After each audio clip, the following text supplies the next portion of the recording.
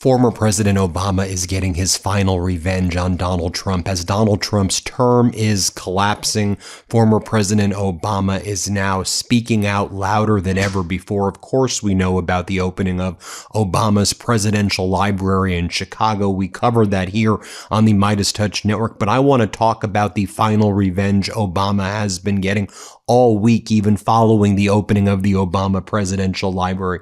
What has Obama been highlighting as Donald Trump is flailing, as Donald Trump is cognitively and physically deteriorating before our eyes, ranting and raving like a lunatic about Obama, Obama, Obama? Former President Obama's big highlight from the opening of his presidential library was this line right here, quote, "A belief that our military and law enforcement owe allegiance not to any president or political party, but to the people and our Constitution." Signed, President Obama. This is a warning. This is a message to our military saying we know that Donald Trump, the dictator, the authoritarian, the failed dictator and authoritarian, is going to try to entrench himself into power forever. Why else is he building himself golden ballrooms and doing what he's doing to the White House in D.C.? And Obama is reminding everybody that this opening of the presidential library is not just about the library.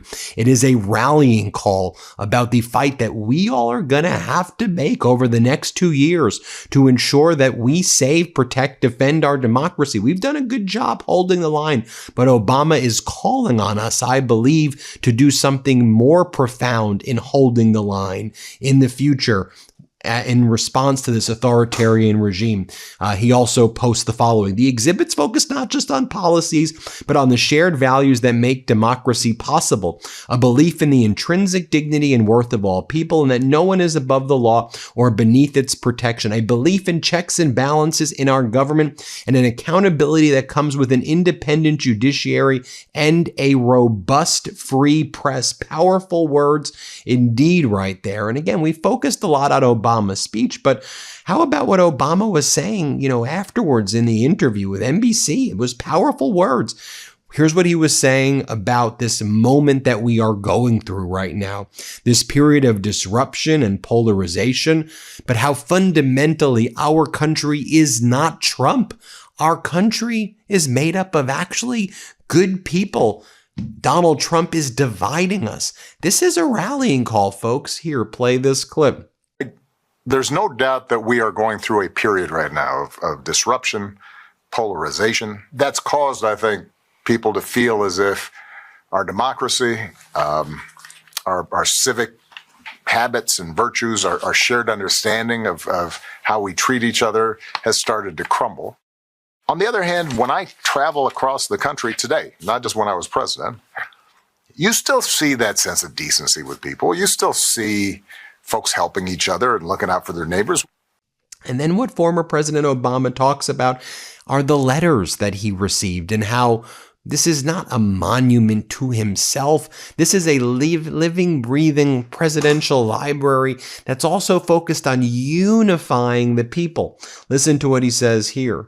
I used to tell my staff, you run elections and get elected, but the end point is, are you delivering something to make the lives of folks a little bit better who sent you?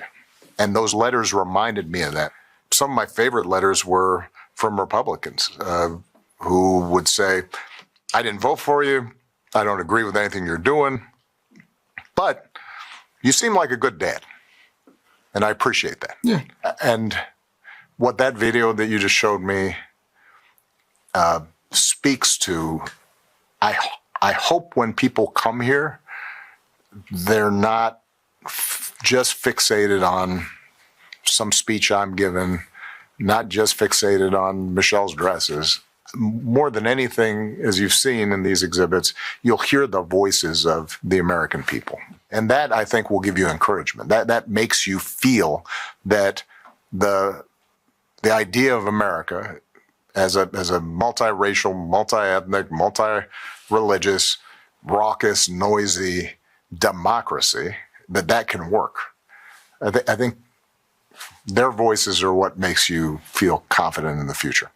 And here's what he talks about moving the country forward. Let's play this. But I really am hoping that it's less an act of nostalgia and that it's more an inspiration for us moving forward, to get a sense of, all right, this was a small chapter in America's ongoing journey to perfect its union. He also mentioned, of course, how Donald Trump got us involved in this catastrophic and unlawful war. And ultimately, this so-called memorandum of understanding puts us in a worse place than the JCPOA that former President Obama negotiated. Let's play this clip.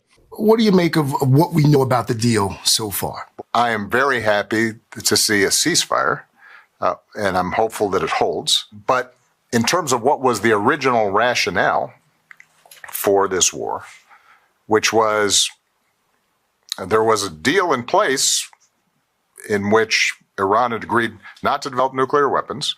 This administration, or a prior version of this administration, pulled out of it, which caused then Iran to develop more nuclear capacity. We've now fought a war, spent billions and billions of dollars, put an enormous strain on our military. A lot of people have died. And it feels like we're back where we were before we started the war, except maybe a little bit worse. And what I like also is that as part of this rollout of the presidential library, all the people who Donald Trump seeds over, all the people who Donald Trump is so jealous and hate, they all gave interviews around the opening of this library. And Obama was instrumental in helping to coordinate this, to call out Donald Trump, to put the dagger in Donald Trump. So you have Nancy Pelosi, former Speaker of the House, talk about how Obama's deal with Iran was a masterpiece in diplomacy. Here, play this clip. Obama. Well, I think it relates to his own failures. You have to understand, well, you do understand, but the public should understand that the Obama a nuclear agreement with Iran was a masterpiece of diplomacy. To remember that we brought in all the countries, the EU, all at G20, countries all over the world, including Russia and China. So to have this virtuoso performance of having an agreement on nuclear, to do so in a way that withstood the scrutiny, the review of it all by so many people, and then it was a success. Look, I don't mind a dad bod, but with summer coming up in just a couple months, I've been thinking about getting into better shape this summer. Just a little bit better shape. The problem is that my body doesn't just snap back into shape like it did in my 20s. As men get older, our bodies reprogram themselves.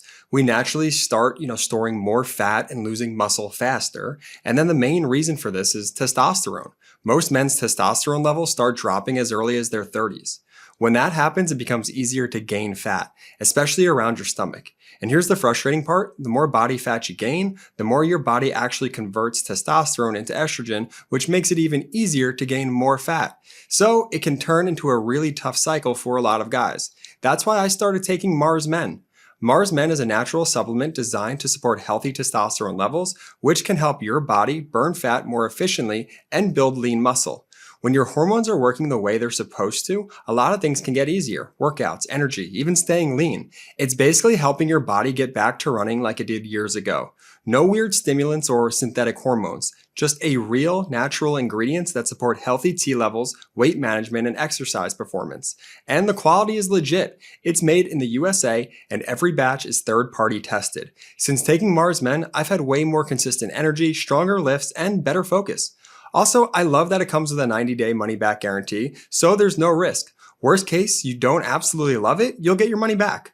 For a limited time, our listeners can get 50% off for life plus free shipping and 3 free gifts at mengotomars.com.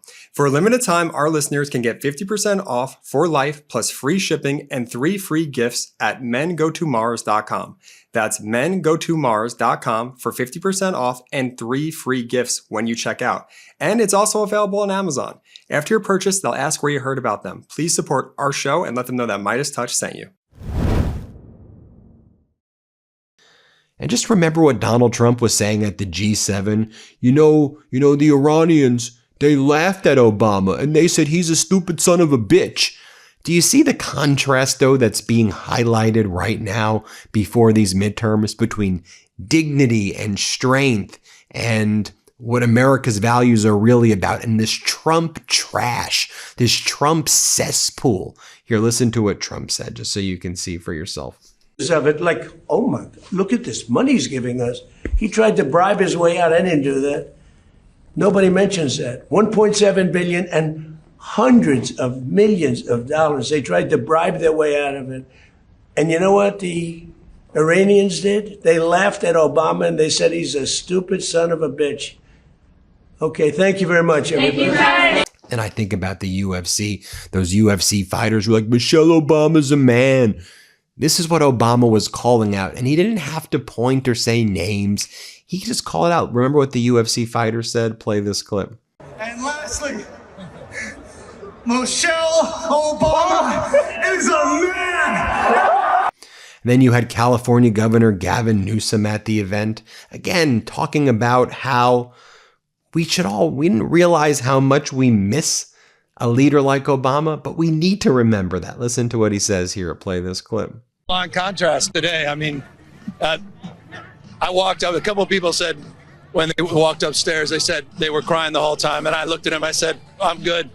Got up there, literally started tearing up. And I think everybody feels that spirit and that pride that we've been missing. And we didn't realize how much we've been missing it. And we've been missing it because of the divisiveness. We've been missing it because we have people that frankly are unworthy of their positions. And there we saw on stage people that were worthy of what our founding fathers lived and died for. What was it like for you to be here today, Madam First Lady? So joyful, the singing, the dancing, the incredible speeches. They're just incredible role models, and their values are American values, and we need to revive those and provide hope to everybody. We heard from the governor, but we haven't heard from you yet about this investigation. What do you want to say? I'm just so grateful for this inspiration and leadership. We need more of this. Hey, More from Nancy Pelosi right here. We tore up a good agreement.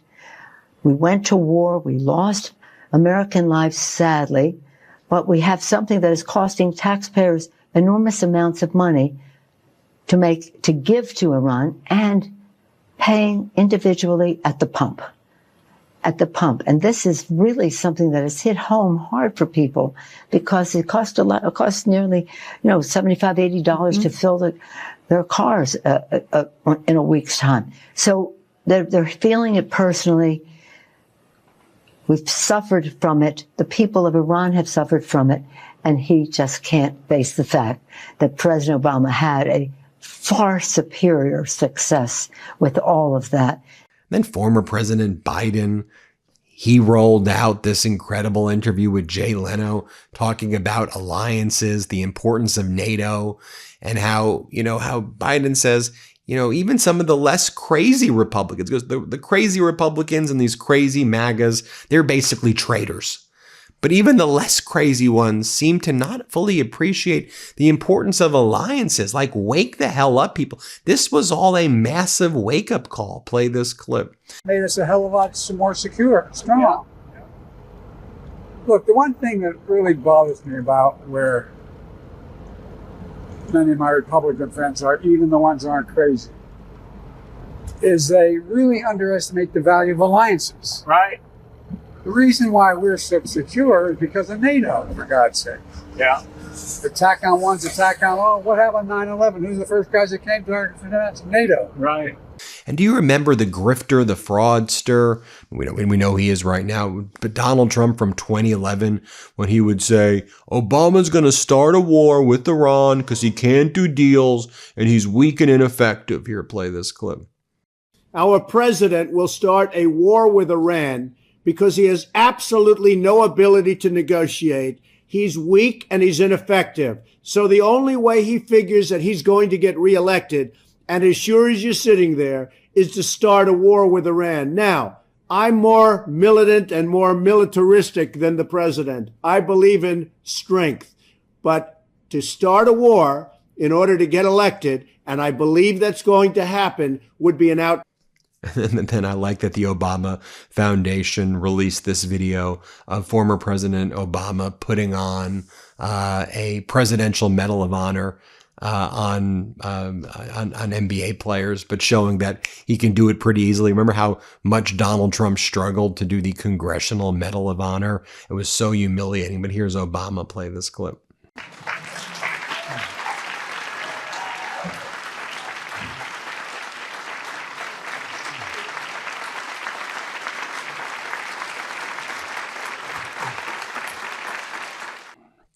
And then finally, Obama posted this video of himself with kids at the Chicago library that's within the presidential library, the reading room where kids can come and people in the community can come and read at a library within the library. I'll show you a few seconds of it. Let's play it. Hi, guys. Are people telling stories up in here? This is Where the Wild Things Are. This is such a good book. I can't wait. There you have it, folks. Let me know what you think. Hit subscribe. Let's get to 7 million subscribers. And thanks so much for watching. Want to stay plugged in? Become a subscriber to our Substack at MeidasPlus.com. You'll get daily recaps from Ron Filipkowski, ad-free episodes of our podcast, and more exclusive content only available at MeidasPlus.com.